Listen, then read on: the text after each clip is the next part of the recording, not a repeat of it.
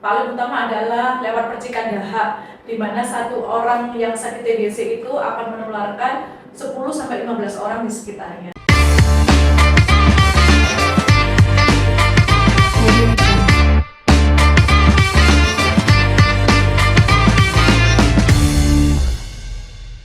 Selamat pagi, hai sobat-sobat balai. Ketemu lagi di segmen Bincang-Bincang Balai.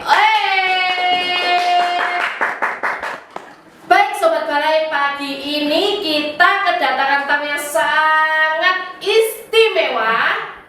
Nanti akan perkenalan sendiri dengan Bu Emma. Bu Emma ini merupakan PJ TB dari Puskesmas Sidoarjo. Monggo Bu Emma, perkenalan terlebih dahulu kepada sobat-sobat balai. Terima kasih, selamat pagi sahabat balai. Saya Emma Hindus Fatin dari Puskesmas Sidoarjo. Di sana kami sebagai penanggung jawab TBC. Jadi monggo kalau ada keluh kesah mungkin bisa langsung bertanya-tanya.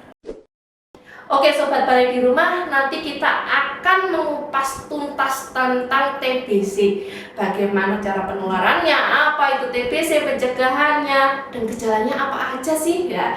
Oke, selanjutnya akan diterangkan oleh Bu Emma. Bu Emma, sebenarnya apa sih itu TB atau TBC ini?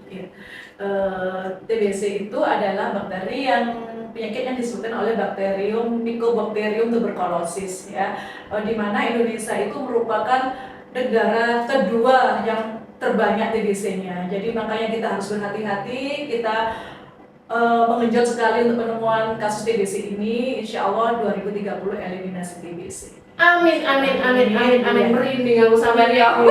Oke. Memang banyak sekali ya kalau untuk penemuan kasus yang suspek TB kan banyak sekali di Indonesia. Bu Emma, tapi untuk penularannya, karena semakin hari kasus TB semakin banyak ditemukan. Untuk penularannya, apa saja sebenarnya penularan dari TBC ini? TBC ini penularannya paling utama adalah lewat percikan dahak, di mana satu orang yang sakit TBC itu akan menularkan 10-15 orang di sekitarnya. Makanya kita nggak harus nunggu COVID dulu ya, kita harus pakai masker. Kalau bisa kita setiap kemanapun kita harus pakai masker, karena kita nggak tahu dengan siapa aja kita ketemu, seperti itu. Kita harus memperbaiki imun juga, biar imun kita lebih bagus lagi. Bu Emma, yang menjadi pertanyaan kita, sebenarnya gejala-gejala apa sih yang ditimbulkan atau gejala awal? Aku ini kena TB nggak sih? Gitu. Apa sih gejala awalnya? Ya.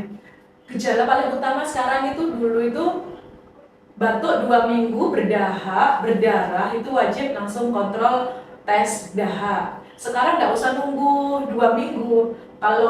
Apalagi kalau sudah punya kencing manis ya. Sekarang TBC sama kencing manis itu sudah menjadi sahabat sejati, bestie lah intinya gitu. Jadi kalau ada yang diabetes bisa langsung, meskipun batuk hanya 2 hari atau 3 hari, bisa langsung cek TCM. Terus panas, meriang yang tidak seberapa tinggi tapi meriangnya itu lama, apalagi kalau malam hari itu keringat dingin tanpa aktivitas, meskipun ada AC tiba-tiba tangannya itu dingin, keringat dingin seperti itu. Terus paling khasnya yaitu penurunan berat badan, karena apa yang kita makan, bila ada bakteri TBC dalam paru-paru itu nutrisinya dimakan sama bakterinya, jadi nggak ke tubuh kita, seperti itu. Oke. Bu Emma, mungkin sobat balai tadi bertanya-tanya tentang Bu Emma menjelaskan tentang TCM tadi ya? Oh iya. TCM itu apa sebenarnya Bu Emma? Iya.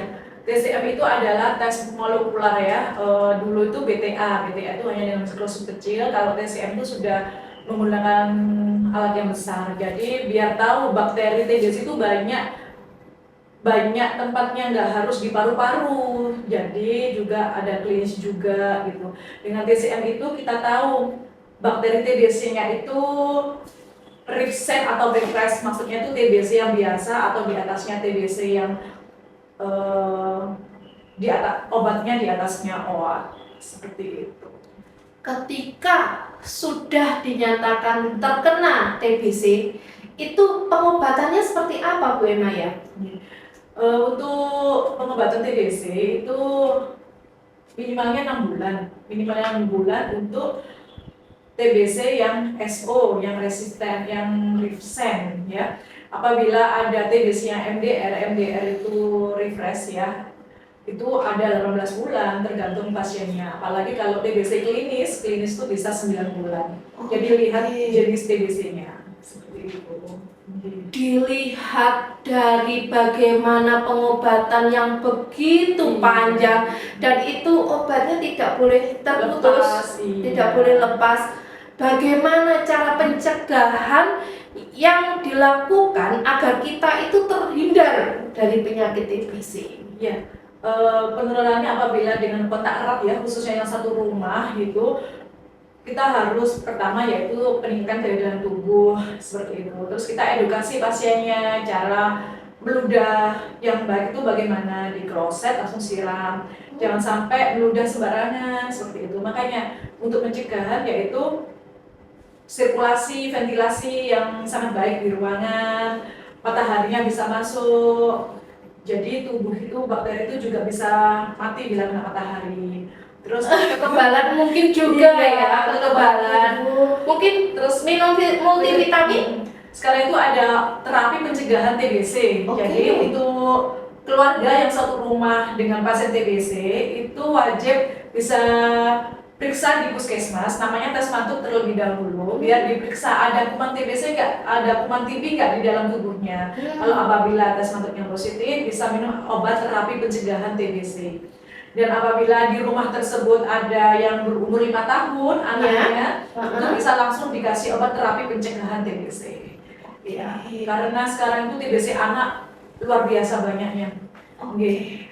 Gejalanya juga bermacam-macam, ada yang benjolan di leher, di ketiak gitu. Makanya kalau ada gejala seperti itu bisa langsung dikonsultasikan di vaskes terdekat.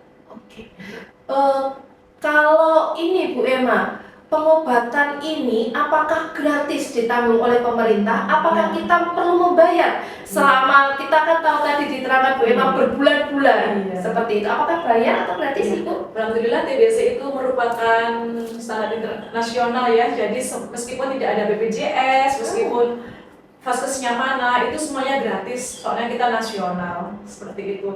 Periksaan TCM pun di puskesmas itu juga gratis. Obatnya juga selama 6 bulan itu gratis semuanya, alhamdulillah. Iya. Makanya apabila ada keluhan secepatnya bisa periksa karena nggak ada biaya sama sekali.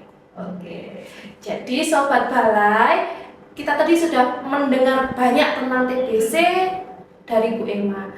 Yang pertama tadi bagaimana pencegahan, kita harus memakai masker dan menjaga kekebalan tubuh. Begitu juga sirkulasi udara juga perlu diperhatikan ya.